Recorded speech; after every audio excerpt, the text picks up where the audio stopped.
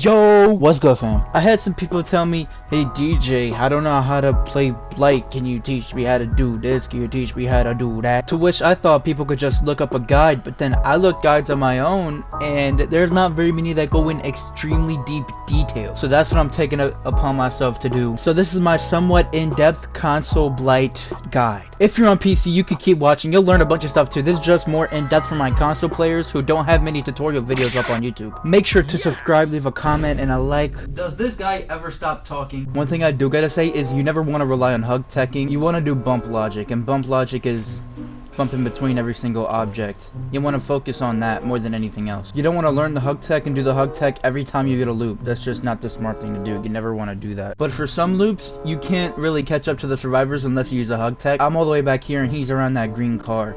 A hug tech will get me completely around this car and give me the hit on him. That's like a time where the hug tech can really come in handy. So the way the hug tech works, you can be against any object in the game. It doesn't matter what it is, any object. You touch it, like you make yourself touch it physically. So you rush into it and make yourself touch it, and you want to look down to rush again. It'll give you the prompt and you can rush again, but this is a car, it has terrible collision, so I don't have to look down when doing it at a car. Because cars don't have good collision in this game, obviously. Say this Meg is the other side of this car closer, and I want to try to get them in time, but I don't want to rush into the car, then look down, then try to go for a rush. One thing you can do for almost every object in the game is walk towards it and preemptively go against the car and look down or look up. But yeah, whenever you do the hug tech, you want to look down or look up so there's no collision, and we're gonna do that. We're just gonna rush again. That's all you're gonna do. Here's how to do it. So you glide along one side of the car, rush into it, and then put your body up against it. You want to be perpendicular, so you're looking right at the car, but say you want to rush around the right side of this car, you want to look ever so slightly to the right. And after you look down or look up, I recommend looking down, like for this. You look to the right a little bit, and when you rush again, you want to immediately flick your stick to the left, and you want to hold it. So like you're looking down a little bit to the right, and hold it left. And when you do that, you'll do this. And that's perfect. A hug tech is definitely something all Blights should learn. However, the devs did prove that it was a bug. Whenever they say there's a bug, they usually patch it. That's why I recommend you learn bump logic more than anything. Moving away from the hug tech, we're gonna do bump logic and just getting hits. When you already did your first rush and you're going at the survivor, you want to physically touch the survivor before you hit your attack button. Physically touching him, the survivor will guarantee the hit because the hitbox is bigger than the Blight. It's extremely massive when he swings. So they could be right here. They could be like right here too. They could be like not even on my screen. As long as I press the attack button and try to flick left. This is called the shoulder flick, by the way. It'll injure them 100% of the time. Now what you don't want to do, which I still find myself doing sometimes, is I will go wide and then try to flick on them for the shoulder flick. But that's not what you want to do at all, because let's say I do it again. I bump and I go wide because I want a shoulder flick. If he continues to go this way, you're gonna flick over and you're gonna swing like this and miss, and you'll have the cooldown. They'll get away, they'll get distance. You get what I'm saying. What you want to do is you want to physically touch them. No matter what, just physically touch them. That sounds so weird. Pause. Another thing survivors will do to dodge your hit is called the wiggle. And the point of the wiggle is to stop you from hitting the shoulder flick. That's why you always want to be patient and go for the shoulder flick. I can't demonstrate the wiggle because I'm not playing with anybody. I'm in a custom match with my cousin's PlayStation and he's at school, so it's just his character. When they pull off a really good wiggle, even a decent one, it'll make you do this. See how I didn't hit her? Usually if that was a shoulder flick and I waited a little bit longer, that would have been a hit, but I got too nervous and I preemptively swung. You see how close I was? Whenever you're going to the survivor, you want to go after them and you want to physically touch them before you swing. Physically, that's all you have to do. It could be on your left side, right side, middle. Then we got the 90 degrees flick. This is one of the easier ones. One tip I do gotta give you before I get into the flicks. You do look left, obviously, for the flick, but you also want to use your movement stick too. So if I'm coming around this car and I want to flick left, I want to look left and move my left analog stick left. So I'm moving both sticks left and it'll make the flick a little tighter. If you want to make it a little tighter, you want to preemptively, like near the end of this car, already be turned a little bit. That'll help a lot with the 90. Just like that. And that'll be amazing against like LT walls, people trying to play behind this bush or something. Because you can just run around the bush and that's a hit. Obviously I'm not the best console Blight, obviously, I'm pretty bad. I just know the basics, and I like playing Blight. He's one of my main killers just because how funny he is. And then after the 90, we got the 180 flick, where I'll be coming around this part of the car, and I'll get a 180. Not all the way around this car, that's literally impossible. A 180 type motion is definitely possible. What you want to do is rush, and by the time you get like a little bit, not as much for the 90, but like triple it back, and you already start preemptively turning, and then once you reach the edge, you wanna attack with the attack button, obviously. Look, that's literally perfect. And after that, yeah, you just want to experiment. I recommend going and like practicing like I am right now. Practicing, that will help a lot, especially if you have a friend that wants to learn how to loop Blight better. It'll literally be perfect. You guys just load up into a custom game. The reason I think Blight is the hardest killer in the game and not Nurse, with Nurse there's a learning curve 100%. Like, she just takes good skill to use. But with Blight, I feel like there's even more of a learning curve because you gotta know what has collision, what does have collision, what has slippery collision. There's much more to learn with Blight than Nurse. But the only reason I think Nurse is better than Blight is because she doesn't have to deal with looping at all. She teleports through fucking everything. And another tip I have for the collision of everything is if your feet are gonna meet the item before your body will, it more than likely won't have collision. So let's try this pile of trash here. No, I keep hitting the pole. See, but the pole is so close that I just hit the pole. But you see what I mean. Since my feet would hit that before my torso, it most likely won't have collision. Yep, see, I just went right past it. No collision. Just like these. You don't want to try to pull a hug tech around here because there are benches everywhere, obviously. You're going to get stuck. You're going to get stuck on the bike because you see this bump right here? You're going to get stuck on the bike. You're going to get stuck on the lamppost. On this side of it is fine because you could just go right across it because there's no obstacle. I just forgot. The one rush I didn't talk about is the Moonrush. The Moonrush is basically when you do a hug tech, but in the when you're about to go around the object with the hug tech, the Blight starts going the opposite way and you start going this way. If you do a hug tech, if Survivor sees you going this way, they might try to go back around that way, so you can possibly catch them off guard and go back this way. This is what a Moonrush looks like. Hold on. There we go. Perfect. That's a Moonrush right there. Perfectly executed. I was just about to load into a new match for the loops, but I forgot another flick to show you guys. I don't know how I keep forgetting this flick. It's called an S flick because Meg is in the perfect spot. If I'm over here, an S flick will get me through this car over here and with a hit. I don't know about a hit because she's pretty tight on that car, but if these cars were straight, it would 100% be a hit. So it's the same thing, except for you want to look left. You want to do a 90. Right, but you don't want to swing. You want to do a 90, and then in the middle of not when you're fully 90 yet, when you're I want to say 70, you want to swing right and move your left analog stick right, swing right, everything to the right. So it's a little left and everything else to the right. Damn, I can't get her. I don't think she's close to the car enough.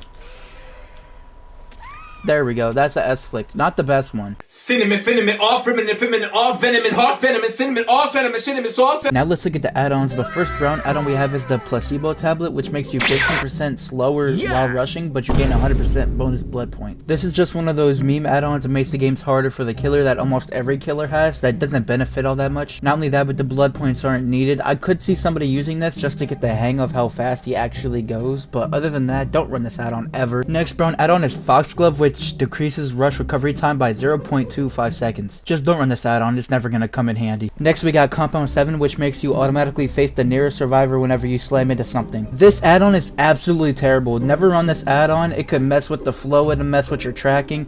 It's just not a good add-on. Don't ever run it. Not even if you're a beginner. I wouldn't recommend that you run it. It's just very bad. The next brown add-on is the Chipped Monocle, which literally just shows you where you're about to slam next. I actually recommend this add-on if you're a beginner because it'll show you how far you can go with each rush, and if you think you're not about to hit something, it could show you if you're about to hit or if you're not about to hit it. It could really come in handy sometimes. The first yellow add-on is Shredded Notes, which takes away one rush, but you get all your rush tokens back a little bit faster. I also think this is one of its worst add-ons because it takes away one rush, and that one rush could be an extra rush to get to a gen faster, to get to a hook, to defend it. It's just a rush that you don't have. So even though you're getting a little buff, you're basically making its power worse, which as a killer, why would you ever want to do that? The getting the tokens back is also pretty cool, but if if they just made that itself a brown add-on, I think it would be much better. The next yellow add-on is the Crankerthorn, which decreases the recovery time after rushing by half a second. If you don't know what that means, it's how long the Blight stabs himself with this syringe. Right there, he pulls it out a little bit faster than in this nice clip where I don't have the add-on, it stays in a little bit longer. That's basically all that does. The yellow add-on that I skipped is the Pastula Dust, which increases your slam duration by 0.5 seconds, and it also has a green that does it by 1 second. I personally think these two add-ons together are like something every Blight starting out should do, because it teaches you the importance of how to take advantage of your slam duration. Not only that, but when you use both together along with the base kit slam duration that you have, it's almost like 3 seconds where you could just sit in between every rush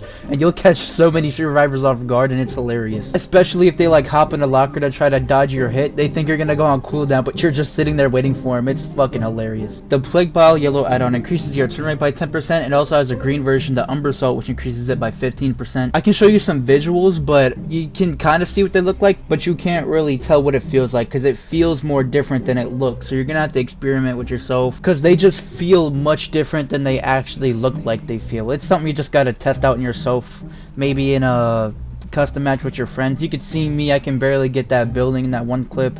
It's just, you turn much slower. The add-ons really do help a lot. I recommend these if you're on console. If you're on PC, you don't really need them because you can just raise your DPI. The next green is Compound 21, where you see survivors through walls for 3 seconds if you slam within 8 meters. I didn't get a clip, but it's kind of self-explanatory. You know how that works. The next add-on we have is the Blighted Crow, which makes you 6% faster for each rush, and it has a yellow version, the Blighted Rat, which makes you 4% faster. This is how fast you are with no add-ons. This is how fast you are with the Blighted Rat.